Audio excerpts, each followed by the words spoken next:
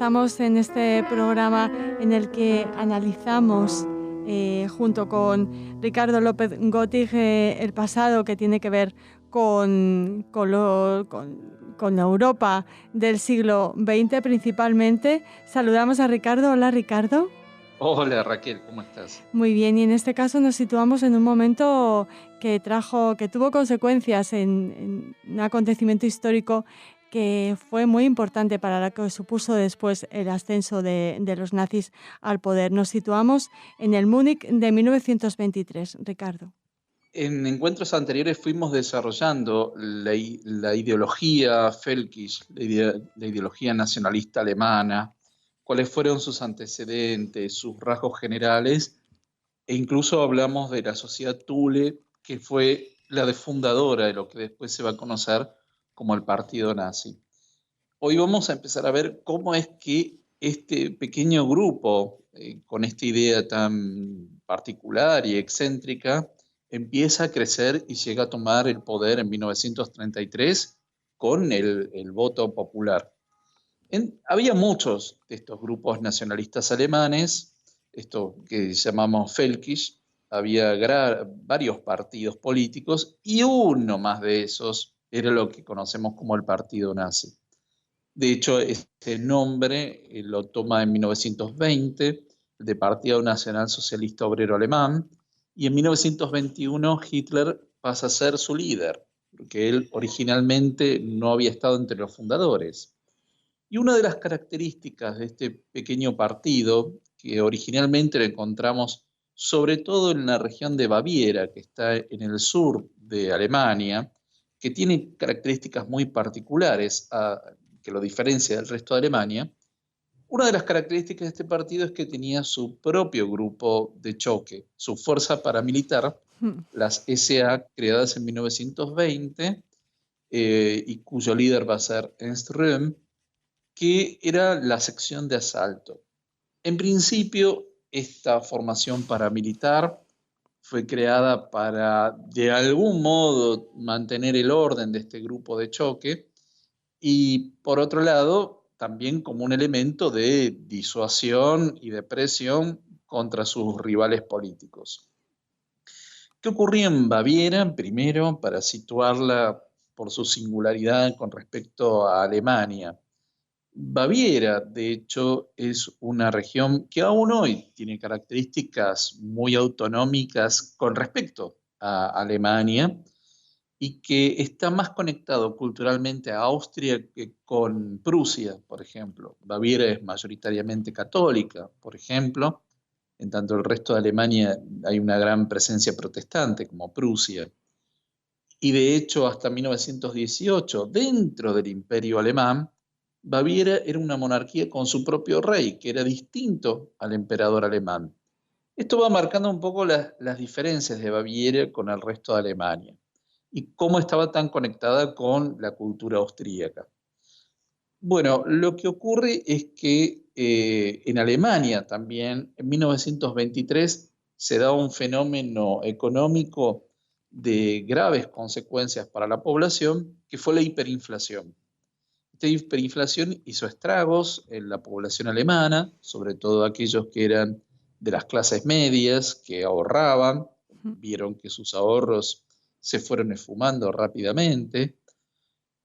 Por otro lado, había una gran insatisfacción con esta situación, que la gente veía que hora a hora los billetes se iban desvalorizando, y además Francia ocupa la región del Ruhr justamente para asegurarse el pago de las indemnizaciones de guerra. Todo esto entonces, la hiperinflación más la ocupación francesa de la región del Ruhr, que limita con Francia y con Bélgica, esto iba mostrando la gran debilidad política y económica de lo que llamamos la República de Weimar, que fue la etapa democrática que le sigue a la caída del Imperio Alemán en 1918. Con muchos enfrentamientos, Ricardo, entre facciones, conservadoras y comunistas, ¿no? No sé si se puede hablar de fascismo todavía, no, pero sí ideologías más próximas a lo que ahora entenderíamos como derecha y la izquierda bolchevique, ¿no? Que es heredera de las ideas de la revolución. Exactamente. En 1919 un intento de revolución de izquierda, los espartaquistas en Berlín, y ahí es donde actúan las fuerzas militares desmovilizadas, lo que se llaman los Freikorps, para impedir una revolución que se asemejaba bastante a la revolución bolchevique en la Unión Soviética. Si bien no eran estrictamente digamos, unidas las dos revoluciones, pero la de los espartaquistas fue una revolución importante que fue contenida por estas fuerzas desmovilizadas del ejército alemán. Ujú. Y como bien señalas, justamente estos grupos siguieron actuando. De hecho, en Baviera existía una fuerza, un comité de defensa ciudadana, llamada así, Einwohnerwehr, que llegó a tener 400.000 miembros. Es decir, el ejército alemán tenía 100.000 soldados y la Einwohnerwehr, que era solamente en Baviera, llegó a tener 400.000 miembros. Es decir, que era una fuerza política y militar considerable y que fue desactivada, por ejemplo, por la presión tanto de los aliados que ganaron la guerra como del presidente Ebert, que era el presidente de la República. Es decir, que en gran medida el Estado alemán no tenía un pleno control de la situación política, ni siquiera de las calles. Por eso se daban estos enfrentamientos que bien mencionás entre paramilitares nacionalistas con fuerzas de choque del Partido Comunista. Y la policía observaba estas situaciones, aun cuando tenía claramente simpatía por los sectores nacionalistas. Lo que ocurre en 1923 entonces se da esta descomposición económica, un gran malestar político, y entonces en esta situación, en noviembre de 1923, es donde Hitler, con su pequeño partido ubicado en Baviera, con un general que tenía un gran prestigio militar como era Ludendorff, que había sido el comandante de las fuerzas del ejército durante la Primera Guerra Mundial, van a intentar un golpe de Estado. ¿A qué se asemejaba esto? A la marcha sobre Roma de Mussolini en 1923, Ujú. 22. Es decir, querían emular la marcha del fascismo sobre Roma y tomar el poder, en este caso en Berlín. Ujú. Entonces, ¿dónde comienza esto?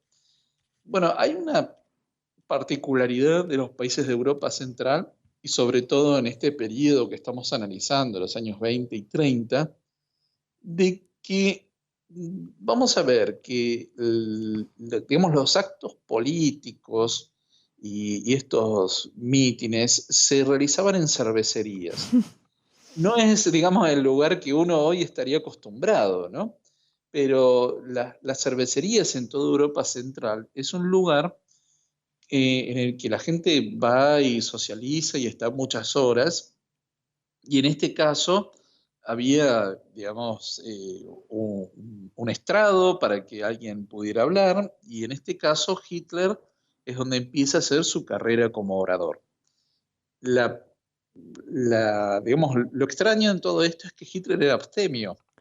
Es decir, él iba a una cervecería, pero no tomaba cerveza, ¿no? Y el resto escuchaba y opinaba y este, participaba, ¿no? Bueno, lo que va a ocurrir es que el 8 de noviembre de 1923 se va a convocar a un meeting en una conocida cervecería, Birger Breukeler, en la cual iba a hablar, por un lado, Hitler, Ludendorff, y acá ocurre un episodio bastante extraño. En principio, habían varios grupos nacionalistas que querían tomar el poder. Uno de ellos era una suerte de triunvirato que gobernaba en Baviera, cuyo líder era Gustav von Kahr, que había sido protector de todos los grupos Völkisch durante años, y que él era el que quería tomar el poder en Berlín. Bueno, Hitler va con las SA, toman el lugar y Hitler reúne a von Kahr y a otros líderes de este intento golpista y les dice: yo voy a ser el jefe del gobierno, es decir, Hitler dice: yo voy a ser el canciller, Ludendorff va a ser el jefe de ejército y dice cómo va a ser su gabinete de gobierno, que iban a tomar el poder en Berlín y que iban a instaurar una dictadura nacional. Y le consideran, Ricardo, poco menos que una revista, ¿no? Exactamente, y además lo hace a punta de pistola. Es decir, no es que busca el consenso con esta gente. A este grupo ya golpista, él les impone sus condiciones de cómo iba a ser el gobierno. Mientras tanto, las SA iban tomando distintas oficinas gubernamentales, pero por ejemplo, no tomaron la radio, no tomaron la central telefónica, con lo cual, digamos, error estratégico grave, y estos von Kahr y sus secuaces dijeron: sí, aceptamos. En cuanto tuvieron la ocasión, se escaparon. Y ahí llamaron a las tropas leales, digamos, al ejército y a la policía para que desactivara este intento de golpe de Estado. La verdad que es algo bastante ridículo la situación, ¿no? Porque, digamos, los golpistas, al ver que no iban a ser los protagonistas, bueno, deciden desplazar a Hitler y llaman al ejército para sacarlo de juego. Esto se da en la noche del 8 de noviembre a la mañana del 9 de noviembre. El 9 de noviembre finalmente este intento de golpe es desactivado. Hitler es detenido. También Ludendorff es detenido. Y acá ocurre lo más interesante, y es que en pocos meses se hace el juicio a Hitler por este intento de golpe de Estado contra la República. Y ahí es donde Hitler pasa a ser conocido en toda Alemania, porque hasta ese entonces era un político marginal de Baviera. Y a partir de ahí empieza a ser conocido, y el juez Neidhardt, que estaba a cargo del tribunal, lo deja hablar libremente porque también simpatizaba con la causa nacionalista, con lo cual esto que debía ser un juicio se transforma en un gran espectáculo para que Hitler pudiera hacerse famoso. Sí. Es decir, que el objetivo de desplazarlo y de eliminarlo de la escena política termina favoreciendo a Hitler y se va convirtiendo a partir de 1923 en el gran vocero de la causa nacionalista alemana. Ricardo, en estos juicios, sí. Espero que puedas ayudarme, seguro que sí. Había un periodista alemán que cubría los juicios y que alertó sobre este ascenso a la popularidad, no todavía al poder, pero sí a la popularidad de Hitler, y que fueron contra él. Las SA atacaron la imprenta, el periódico para el que trabajaba. No recuerdo el nombre del periodista, no sé si tú me puedes ayudar. Ahora no lo recuerdo, vale. Sí, conozco intentaremos, el caso y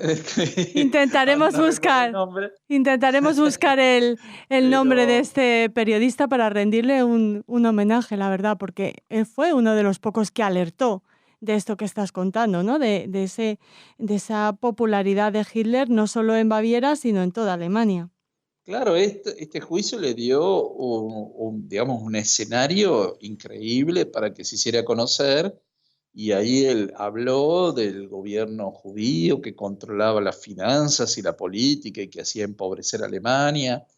Más allá de que ya en el año 24 ya la hiperinflación había cedido por un plan de estabilización económica, y también se había hecho un plan nuevo, el plan 2, para el pago de las indemnizaciones. La situación económica había mejorado con respecto al año 23, pero él se hizo muy célebre a partir de este juicio. Y es donde se lo condena a 5 años de prisión, lo que no va a cumplir. Ludendorff no es condenado, con lo cual, digamos, esto que parecería ser, bueno, qué bueno que no lo condenaron, lo termina desplazando como posible líder de todo el movimiento nacionalista, porque ahí la víctima pasa a ser Hitler, el perseguido.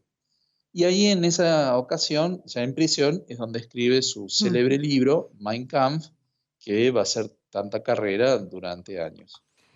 ¿Lo dejamos aquí, Ricardo, o quieres añadir algo más antes del próximo Las edades del totalitarismo? Bien, ahora vemos cómo es que Hitler, de ser un personaje absolutamente ignoto y marginal de la política, cómo es que pasa al primer plano. Ujú. Vamos a ver que desde 1924 al 29 va a haber una gran estabilidad económica y política en Weimar. Lo que va a ocurrir en 1929 va a ser la gran crisis económica mundial que empieza a repercutir en Alemania en 1930 y ahí ya el problema no era la hiperinflación, sino la enorme tasa de desempleo. Y eso va a ser lo que el partido nazi capitalice para empezar a crecer electoralmente. Con lo cual ya lo dejamos en carrera hacia el ascenso al poder, que es lo que veremos en el próximo encuentro. Pues Santa, hasta entonces esperaremos con impaciencia tu comentario y tu recorrido por estos momentos de la historia que tanto nos interesan. Muchas gracias, Ricardo. Muchas gracias, Raquel.